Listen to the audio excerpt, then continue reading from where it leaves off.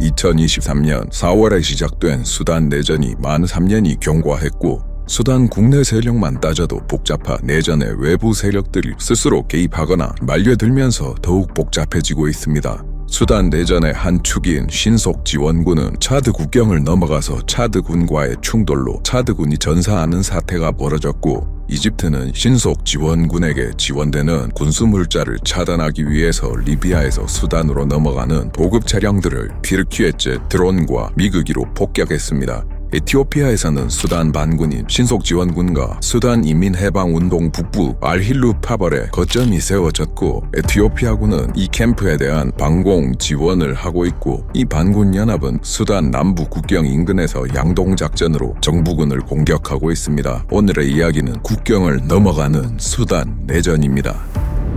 2003년 다르푸르 지역에서 수단 해방군과 정의평등운동이 봉기하면서 내전이 시작된 이후 당시 수단의 오마르 알바시르 정권은 다르푸르와 차드의 가난한 아랍계 유목민들을 무장시켜서 정부군의 보조 병력으로 활용했고, 이 집단이 잔자위드였습니다. 잔자위드는 다르푸르 지방에서 주로 농경에 종사하는 비아랍계 종족인 자가와 마살리트 푸르족에 대해서 광범위한 잔악 행위를 벌였습니다. 2004년 미국 국무부 장관 콜린 파월은 다르푸르 사태를 집단 학살로 규정했으며, 비슷한 시기에 미국 하원에서도 다르푸르 사태를 집단 학살로 규정하는 결의안을 만장일치로 통과시킵니다. 1989년 군사 쿠데타로 권력을 잡은 오마르 알바시르는 자신에 대한 군사 쿠데타를 방지하려고 했습니다. 이를 위해서는 정규군을 견제할 친위 세력이 필요했고, 국방부의 지휘를 받지 않고 정보기관인 국가정보보안국의 지휘를 받는 비정규 군사 조직 등을 체제 유지를 위한 친위 세력으로 삼았습니다.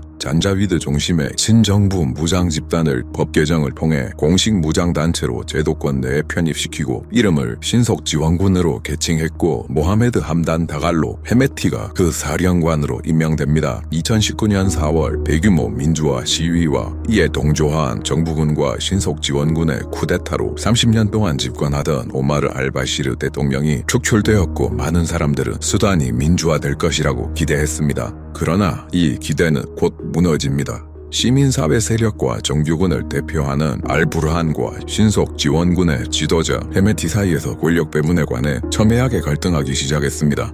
2023년 4월 신속지원군이 정부군에 대한 대규모 공세를 개시해서 하르툼, 옴두르만, 바흐리 수도권까지 진출해 대통령궁을 포함한 거점들을 장악했고, 수도권에서는 도시 내에서 블록 단위의 시가전이 시작됩니다. 2년 가까운 전투를 거쳐서 2025년 3월에 정부군이 하르툼을 탈환했습니다. 이 이후로 정부군의 반격은 잠시 모멘텀이 붙습니다. 내전 과정에서 신속지원군은 다르푸르에서 잔혹행위를 계속했고, 이에 반발하여 비아랍계 자가와족을 중심으로 마살리트 등도 참여하는 다르푸르 합동군이 2024년 4월에 알부르한 정부 측으로 참전해 신속지원군 측에 선전포고했고, 신속지원군의 후방을 교란하고 있습니다. 2025년 2월 수단 인민해방운동 북부 알힐루 파벌이 신속지원군과 동맹을 맺습니다. 수도 하르툼의 점령이 불가능해지고 확실하게 승리할 수 없는 상황에서 전쟁의 장기화가 확실시되자 25년 초부터 신속지원군을 중심으로 하는 동맹 세력들은 별도의 정부를 설립하고 사실상 국가를 분단하려고 합니다.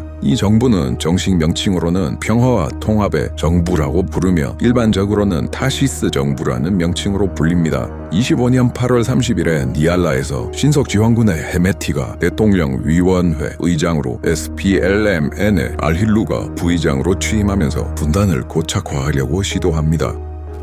신속지원군을 지원하는 가장 중요한 외부 세력은 아랍에미리트입니다. 아랍에미리트가 신속지원군을 지원하는 경제적 동기는 금, 천연자원, 식량의 확보이고, 정치적 동기는 왕정체제를 위협하는 무슬림 형제단 성향의 이슬람주의를 억제하는 것이고, 아랍에미리트는 수단 정부군이 바시르 시대부터 이슬람주의 성향이 강하다고 보고 있습니다. 지정학적 동기는 지중해와 홍해의 아랍에미리트의 물류 네트워크 거점인 보사소, 베르베라, 토브르크의 추가 추가로 수단의 포트 수단 항구를 확보하는 것입니다. 또한 역사적으로 2015년 예멘 내전에서 신속 지원군이 아랍에미리트에서 돈을 받고 예멘에 파병했고 아랍에미리트가 지원하는 리비아의 군벌 하프타르가 2019년 트리폴리 공세를 진행 중일 때 하프타르를 지원하기 위해서 신속 지원군이 유엔 전문가 보고서 추산 약 700명을 파병했을 정도로 깊은 신뢰관계가 있습니다. 노획된 수많은 장비와 항공기의 항적 등으로 아랍에미리트가 신속 지원군을 지원한다는 것은 증명되었습니다. 이 가운데 중국제 AH-4 155mm 곡사포는 아랍에미리트가 지원했던 예멘 내의 세력인 남부과도위원회가 운용하던 영상이 나왔던 물건이고 신속 지원군 측에서 운용하는 영상도 여러 차례 SNS에 나온 물건입니다. FK-2000과 FB-10A라는 국제시장에서 보기 드문 중국제 방공 장비도 아랍에미리트가 구입해서 신속 지원군에 지원한 물건입니다. 위 외에도 다양한 장비가 지원되었고 정부군은 노획한 장비 다수를 공개했습니다. 아랍에미리트의 지원은 장비에서 끝나지 않고 차드, 암자라스 등의 야전 병원을 설립해서 신속 지원군의 부상자들을 치료했던 적도 있고 콜롬비아에서 드론 조종사, 저격수, 포병, 훈련 교관 등의 용병을 아랍에미리트가 직접 고용해서 이들을 수단 내전에 투입했습니다. 미국 재무부 해외자산 통제국은 2025년 12월 9일과 2026년 4월 17일에 두 번에 걸쳐 콜롬비아에서 용병들을 모집해서 수단으로 투입하는 데 관여한 개인과 기업들을 제재 대상으로 지정했습니다. 2026년 4월 제재 문건에서 스콧 베센트 미국 재무부 장관은 수단 정부군과 신속 지원군의 지도자들이 내전이 만들어낸 참혹한 기근을 해결하기 위한 인도주의적 휴전에 동의하지 않는 것은 받아들일 수 없다라고 말했습니다. 요즘은 이란의 호르무즈 봉쇄와 미국의 봉봉쇄로 인해서 모든 관심이 이란에 쏠려 있지만 그 이전에 중동과 아프리카 뿔 지역의 지역 패권 경쟁 구도의 두 축은 아랍에미리트와 사우디아라비아였습니다. 아랍에미리트는 리비아의 군벌 하프타르, 수단의 신속 지원군, 에티오피아의 아비 아흐메드 연방정부, 소말리아에서는 자치구인 푼틀란드와 분리 독립을 추구하는 소말릴란드를 지원하고 있으며 전반적으로 기존 질서를 변경하려는 세력들을 지원하고 있습니다. 사우디아라비아는 대체적으로 합법적 정부를 지원하는 성향을 보입니다. 예멘에서는 국제적으로 인정되는 예멘 정부, 수단의 알부르한 정부, 소말리아 연방 정부를 지원하고 있습니다. 사우디와 아랍에미리트가 지원하는 세력 간에 일어났던 대표적 대리전은 2025년 12월에 시작된 예멘 남부과도위원회의 대공세였습니다. 사우디 측의 적극적 개입으로 아랍에미리트가 지원하던 남부과도위원회는 해산하고 그 지도자는 아랍에미리트로 망명하면서 사우디의 승리로 끝났습니다. 다르푸르의 도시 엘파시르는 자가와족과 푸르족 중심의 도시였고 24년 5월부터 25년 10월 하순까지 약 18개월 동안 신속 지원군의 포위를 버티다가 함락됩니다. 유엔 인권 최고대표 사무소는 26년 2월에 발간된 보고서를 통해 엘파시르의 함락 후 사흘간 최소 6,000명이 사망했다고 밝혔습니다. 핏자국과 흔적이 위성 사진으로 찍힐 정도의 참사였고 예일대 공중보건대학원 인도주의 연구소는 위성 사진 분석을 공개했습니다. 그리고 이 사건은 사우디와 이집트를 본격적으로 움직이게 합니다. 25년 10월 말경에 사우디 외교부는 심각한 인권 침해에 대한 깊은 우려와 규탄 성명을 발표했고 사우디 외에도 이집트, 카타르, 티르키예, 요르단 등도 규탄 성명을 발표했습니다. 그 뒤 보름 정도 지난 11월 중순에 사우디 왕세자 빈 살만은 트럼프와의 회동에서 수단 내전을 멈추도록 중재를 부탁했고 트럼프는 회동 후에 트루스 소셜에 빈 살만의 요청 사실을 공개하고 수단 내전의 종식을 돕겠다고 공개적으로 밝혔습니다. 이후 사우디는 알부르한 정부군에 대한 지원을 늘립니다. 아랍에미리트 국가안보보좌관인 타흐는 빈 자이드 알 나얀은 현 대통령 무함마드 빈 자이드 알 나얀의 친동생이고 첩보 공장 및 예멘과 수단 등 대리 세력에 대한 지원을 총괄한다고 알려진 인물이라서 스파이 셰이크라는 별명이 붙었습니다. 2026년 2월 미들이스트 아이의 보도에 따르면 빈 살만은 스파이 셰이크에게 수단과 예멘에서의 아랍에미리트 활동에 대한 불만과 더 이상은 용인하기 어렵다는 내용을 담은 긴 편지를 보냈다고 합니다. 튀르키예는 바이락타르 드론을 공급해서 알부르한의 정부군을 지원하고 있습니다. 지금 보시는 영상은 최신형 바이락타르인 아큰즈를 신속 지원군이 격추한 후 촬영한 영상입니다. 이집트의 경우 내전 초기부터 알부르한 정부군을 지원했지만 적극적으로 나서지는 않았습니다. 그러나 내전 과정에서 신속 지원군의 전쟁 수행 방식이 대규모 난민을 발생시켰고 이집트 입장에서 국내로 유입되는 난민이 더 늘어나는 것은 정치적으로 감당하기 어려워졌습니다. 유엔 난민기구의 2025년 3월 자료를 기준으로 이집트에 등록된 수단 난민의 수는 67만 명이고 이로 인한 부담은 이집트의 취약한 경제에도 충격을 주고 있습니다. 이집트가 적극적으로 개입하는 다른 이유는 물 문제입니다. 2018년 에티오피아의 아비 아흐메드 총리 취임 직후부터 아랍에미리트는 최대 지원자였고 2020년에서 22년 사이에 티그라이 전쟁 시기에도 드론 등의 다수의 군사 장비를 지원하면서 정권을 지키는 데 도움을 줬습니다. 에티오피아는 블루나일강의 그랜드 에티오피아 르네상스 댐 약칭 GERD를 총 공사비 48억 달러를 들여 건설해 25년 9월에 준공했습니다. 이 댐은 에티오피아의 심각한 에너지 부족을 해결하기 위해서 기획되었고 최대 출력 5.15기가와트의 아프리카 최대의 수력 발전소입니다. 이집트 지도를 보면 국토의 거의 전부가 사막이고 나일강 주변의 녹지와 삼각주를 따라서 인구가 집중되어 있고 나일강의 물은 이집트에게 사활이 걸린 문제입니다. 이집트의 입장에서 알부르한의 정부군이 승리할 경우 르네상스 댐 건설로 인해 생기는 수자원 문제에 대한 공동 대응을 할 수 있지만 아랍에미리트 에티오피아 블록에 속하는 신속 지원군이 수단에서 승리할 경우엔 대응이 더 어려워집니다. 따라서 물 문제도 알부르한의 정부군에 대한 지원을 강화하는 요인입니다. 이집트는 25년 말에서 26년 초 사이부터 리비아, 수단, 이집트의 접경지대인 알 우아이나트 삼각지대를 통해서 리비아의 군벌 하프타르가 장악한 지역에서 신속 지원군으로 들어가는 수송대를 폭격하기 시작했습니다. 칼리파 하프타르는 막내 아들인 사담 하프타르로 권력을 승계하는 2대 세습을 준비하고 있으며 사담 하프타르는 초고속 승진하여 군부내 고위직이 되었고 아버지의 특사로 미국 워싱턴에 건너가서 트럼프의 사돈이자 중동 아프리카 특사인 마사드 블로스를 포함한 미국의 고위 관료들과 회담하는 등 후계자 수업을 받는 중입니다. 이집트는 26년 1월 사담 하프타르를 카이로로 불러서 아랍에미리트의 신속 지원군에 대한 군수물자 지원이 하프타르의 통제 지역을 경유하는 것을 중단하라고 강하게 압박했습니다. 이후 알쿠프라 공항을 거쳐서 수단으로 들어가는 경로는 폭격과 외교적 압박으로 위험성이 높아졌습니다. 이 때문에 아랍에미리트는 대체 경로를 찾아야 했습니다.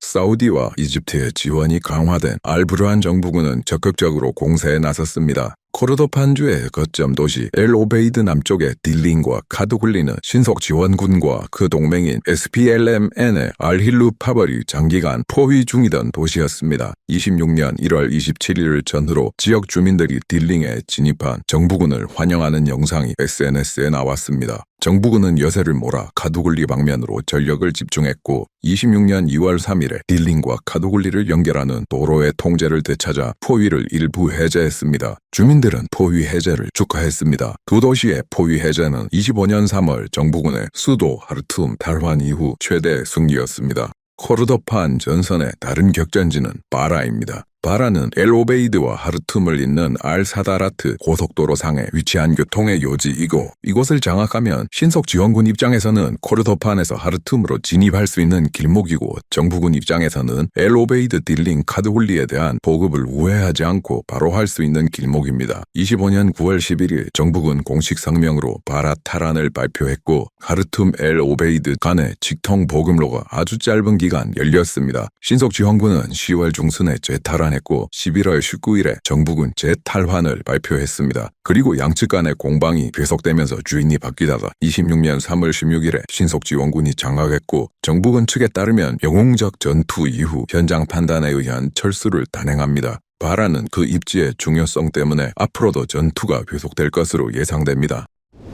26년 초부터 사우디 이집트 블록이 아랍에미리트의 신속 지원군에 대한 공급망을 차단하기 위해서 폭격과 외교적 압박 등을 시작한 후 아랍에미리트가 선택한 대체 경로 중의 하나는 에티오피아입니다. 2025년 말부터 수단 정부군은 에티오피아 군이 베니 샹굴 구무즈 주에서 신속 지원군의 훈련 캠프를 설치했다고 주장했습니다. 그리고 2026년 2월에 로이터의 단독 보도로 에티오피아 내 캠프의 존재가 확인되었습니다. 이후 분석가 리치 장비치 테드가 유럽 우주국의 센티널2 위성 사진을 기반으로 분석한 결과에 따르면 에티오피아 아소사 공항 인근 수단의 쿠르묵에서 약 30km 떨어진 지점에 신속 지원군 및 SPLNM이 이용하는 캠프가 있습니다. 또한 이 캠프는 600개의 텐트 규모이고 에티오피아 정부군이 S-125 나토 코드명 SA-3 고아 지대공 미사일을 운용 중으로 방공을 제공하고 있다고 합니다. 26년 4월에 예일대 공중보건대학원 인도주의 연구소의 발표에 따르면 신속 지원군 캠프와는 별도로 쿠르묵 92km 거리에 에티오피아 군의 아소사 기지에서 발견된 테크니컬 차량이 수단 신속 지원군이 사용하는 차량과 장비 피팅이 같다는 점 등을 근거로 이 기지가 신속 지원군의 보급 기지라고 판단했습니다.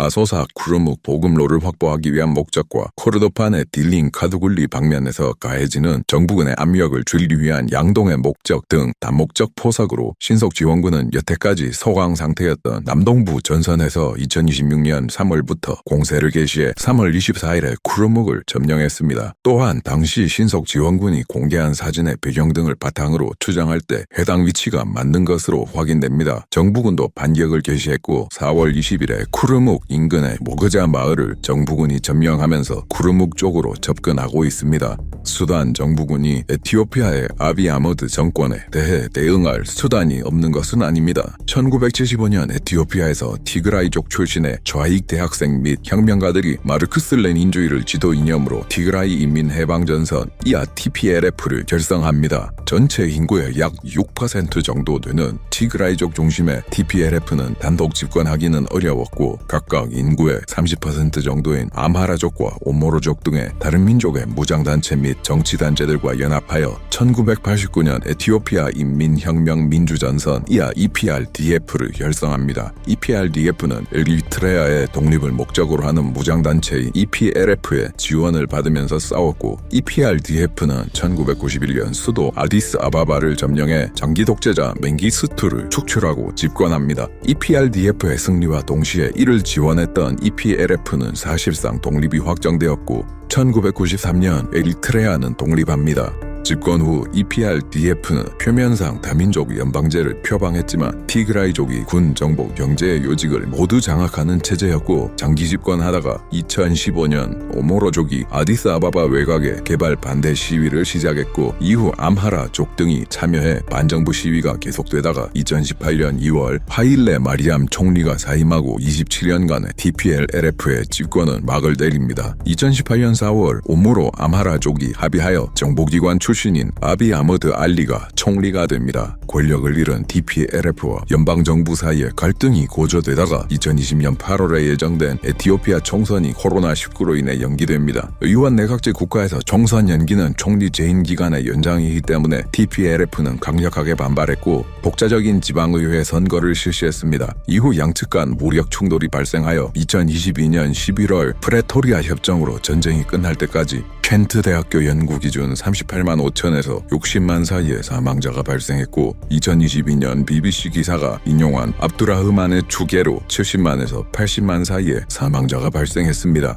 수단과 에티오피아는 수십 년간 상대국의 반군에게 피난처를 제공해왔습니다. 이것은 알부르한 시기에도 그대로 이어져서 정부군은 티그라이 전쟁에서 패전한 TPLF의 일부 파벌에게 수단을 피난처로 사용하도록 허용해 수단 동부에는 TPLF의 거점이 생겼습니다. TPLF의 일부 병력은 수단 내전에서 정부군 측으로 참전했으며 25년 1월에는 정부군의 장교가 티그라이 병력에게 감사를 표시하는 영상이 SNS에 유포되었습니다. 크리티컬 스레츠의 분석에 따르면 수단 정부군은 에티오피아에 대응하고 보복하기 위해서 TPLF와의 오랜 관계를 활용할 가능성이 있다라고 합니다.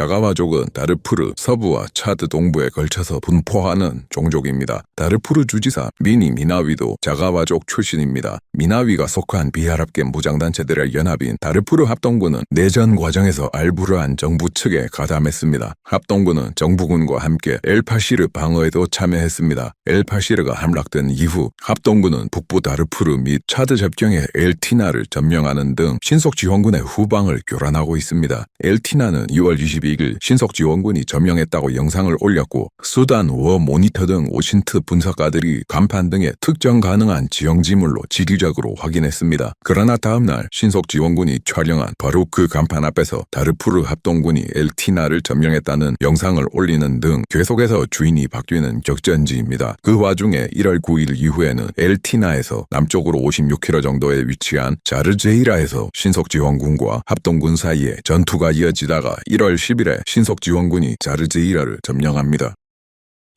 자르제이라 점령 이후 신석지원군은 합동군의 부대를 추격하다가 차드 국경을 넘었습니다. 이후 1월 15일 신석지원군과의 충돌에서 차드군 7명이 전사하는 사태가 일어납니다. 신석지원군은 이 교전이 의도치 않은 실수였고 지형이 유사해서 착각했다고 주장했으나 차드 정부는 계산된 계획이라고 주장했습니다. 이로 인해서 차드와의 관계 악화를 해결하기 위해서 헤메티의 동생이자 신석지원군의 2인자인 압델라힘 다갈로가 1월 19일에 차드를 방문했습니다. 현재 차드의 대통령인 마하마트 이드리스 데비는 2대 세습을 한 인물이고 선대 대통령은 자가와족 출신이고 그의 아들이 마하마트는 어머니가 다른 종족이기는 하지만 자가와족에 속한 인물입니다. 또한 선대부터 자가와족은 차드 군 고위층에 불균형적으로 큰 비중을 차지하고 있으며 차드 체제 유지의 핵심입니다. 마하마트 치하의 차드는 아랍에미리트의 영향권에 들어가게 되었고 암드자라스의 야전 병원이 설치되고 군수물자가 신석지원군에게 건너가는 거점이 되었습니다. 신석지원군의 핵심 부족은 아랍계 리제이갓 부족이고 이들도 차드와 수단에 걸쳐서 분포되어 있습니다. 마하마트 이드리스 데비의 묵인 또는 방조 아래서 헤메티의 신석지원군은 차드 내 리제이갓 부족 등에서 병력을 모집했습니다.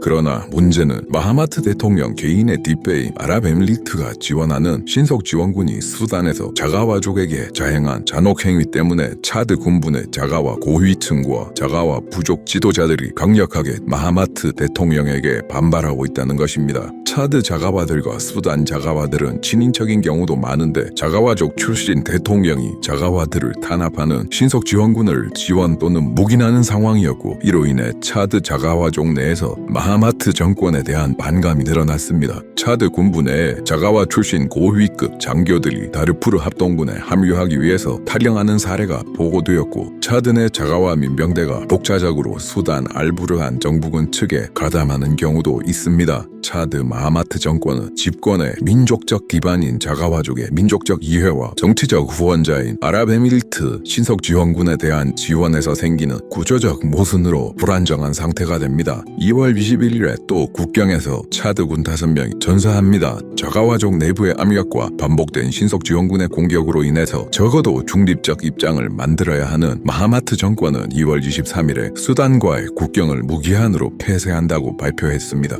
26년 4월에 수단 내전이 발발한 지 만 3년이 되었지만 정부군과 신석지원군 모두 결정적인 승리를 거두지 못하는 상태이고 1200만 명 이상이 피난민이 되었습니다. 내전의 장기화로 희생자들이 늘어나고 있습니다. 외세의 개입으로 더욱 복잡해지는 이 기나긴 내전이 얼른 끝나서 평화가 찾아왔으면 좋겠습니다. 긴 이야기 들어주셔서 감사합니다. 구독과 좋아요 부탁드립니다.